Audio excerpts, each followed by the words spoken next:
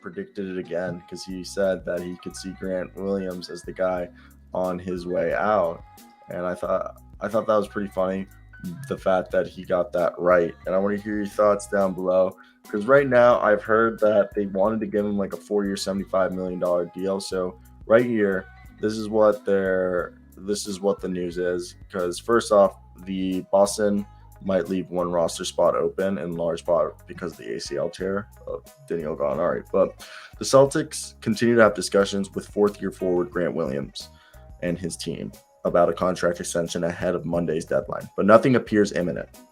As of Thursday afternoon, the two sides were essentially at a stalemate, a league source said. But there's fairly common at this stage. Oh, my apology, but that's fairly common at this stage.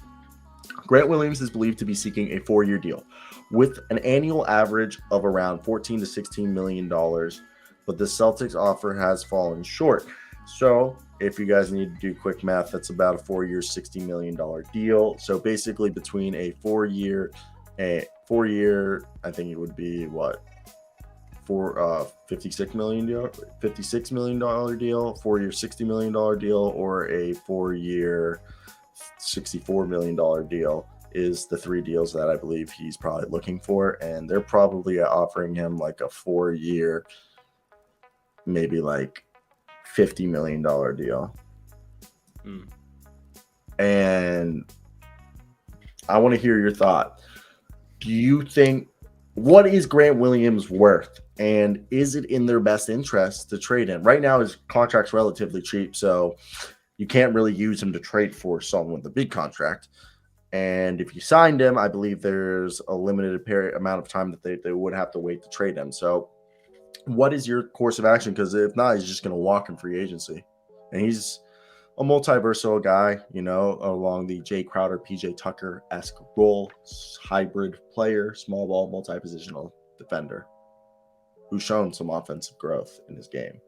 Mm-hmm. I agree, Thomas. First off, Justin Trombino was a great guest.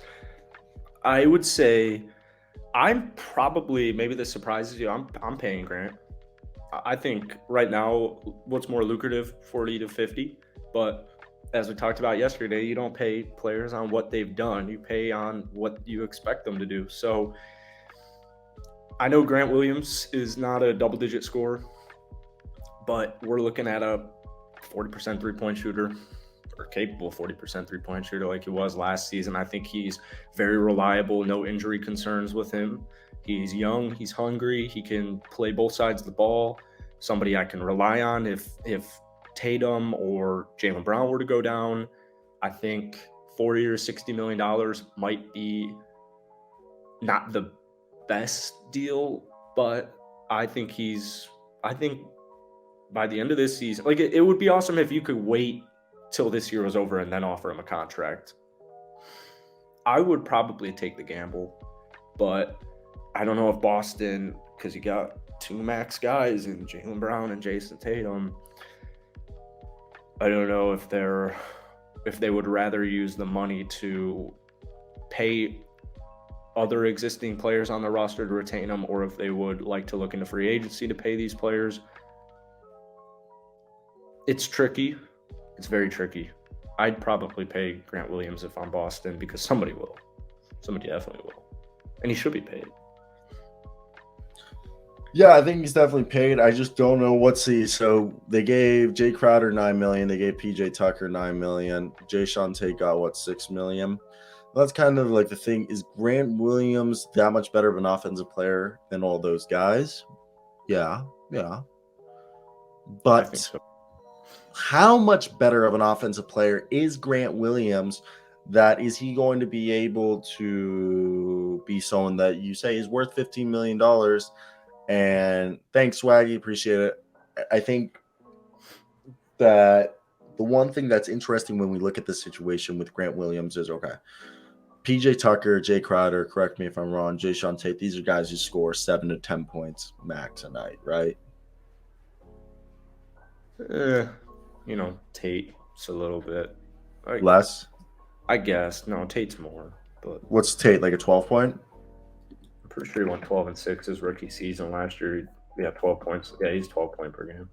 Okay, and Grant Williams is a guy who this past season he kind of had his come out party in the postseason because for the regular season he shot, Hmm. he was at 8 points a game, but when we went into the postseason, I believe what was he shooting? He was scoring almost 9, but he had a few games where he was, double digits. So Yeah. Grant Williams is personally seems to be yes, he seems to be a bit more of an efficient shooter than those guys, but he's in the same offensive skill set as the Jay Crowder, Jay Sean Tate, PJ Tucker class. Okay, and I don't mean to disrespect him or anything, but that's the player he is. That's the pay that I think he deserves. And I think PJ Tucker is the one out of those players making the most. I will fact check right now. And with that being said, I think Tucker is making 10.4. Okay. Crowder is making 10.1. Now Tate is making 7. So I'm trying to think if there's another guy who fits in the Tate, Crowder, PJ Tucker, Royce Royce O'Neal. O'Neal, Yeah. Bruce Brown.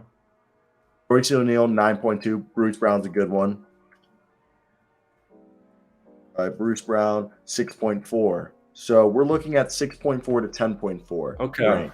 So that's the range that of you agreed. These are I think this we just put a good group. Bruce Brown, Royce O'Neal, Jay Sean Tate, Jay Crowder, and PJ Tucker. Those are the 5 guys that I think are good salary comparisons, right? It's a good point. And none of them make more than 10.4. So I would give him no more than 12 a year. Sorry. You're good. But I wouldn't I wouldn't give him more than 12 a year. Do you agree with me? Because he would fair. That's very fair. He resets the position because he's making 1.5 million more than everyone else. But for a guy who doesn't average more than 10 points a game, I can't justify paying him 14, 15, 16 million dollars a year. I think another interesting thing, and let me just fact check those last 2 guys, is how much he's shooting because he doesn't shoot much. Very similar to, it looks like, Royce O'Neal. So, if I'm Can you fact check real quick? Out of them, who was the best scorer out of Royce O'Neal, PJ Tucker, Jay Crowder, and it's definitely Jay Sean Tate? Yep. And one might argue Jay Sean Tate's stats are a little bit more because he's on a bad team, so he had more shots. But that's what someone can argue. But they all average what, 8 to 9 points? I feel like that's collectively 7 to 9 points, Except for Tate. Yep. Yeah, So maybe let me reiterate my point. Let me tweak my point here. If I'm the Boston Celtics, I want to pay Grant Williams. I don't think it's in the cards unless he's willing to take. I think 12 might be the highest you can go, unless we get into the regular season and he's giving me double-digit points. But can they even wait till that long? So, okay, then no. So I mean, I'm sorry, Grant. Somebody's gonna pay you. I don't think it's gonna be Boston because with Jaylen Brown and Jason Tatum on my salary, I don't think I can do it unless you're willing to take that cut. I don't think the Clippers are just going to come in free agency and somehow get Grant Williams, but I just think I'm like $6 million a year.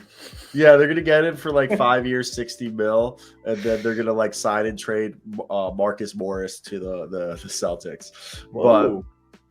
But because I think Marcus Morris will have like a year left, but I just think, I mean, they can still sign him in free agency. This isn't the end of the world. He'll just go into free agency unrestricted, and they'll still be able to. They won't be able to match anything, but they'll be able to give him more money than anybody else.